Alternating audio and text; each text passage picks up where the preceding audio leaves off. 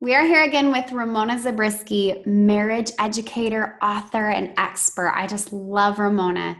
We're going to talk about a little bit heavier topic today. How do you know when marriage is over? And this actually breaks my heart, but there's hope in this video. So, Ramona, how do you know when marriage is over? Well, you said I'm an expert. I think I am an expert in this category because I've been there. I was at the end of what we call Dream Breaker Road in Y for Life University. It was really heartbreak road.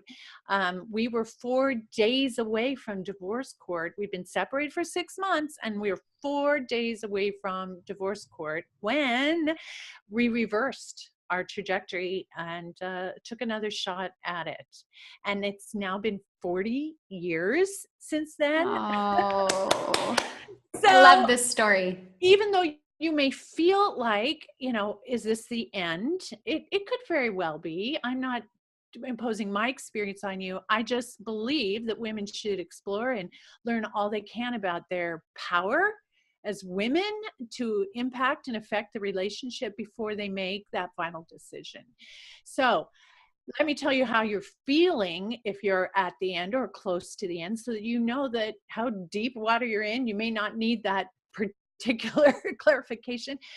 But what science has found, literally scientific research into relationships, is when your marriage feels so clouded by negativity that you can't think of anything positive about it. It's called negative override. You can't even remember why you fell in love with him in the first place. You can't remember anything happy. This is a really dark place to be, and a sort of dead end place to be. If you are thinking about there's a better life and man for me, and that is predominant in your thoughts, if you're feeling like I can no longer support you, he will never succeed, we will never succeed, and this is the kind of talk that's moving around in your brain, you are really close to what I call alienation. Of course, that's not where you want to be. Where you want alienation's at one end of the road. At the other end of the road is unity, Yeah. belonging, and intimacy.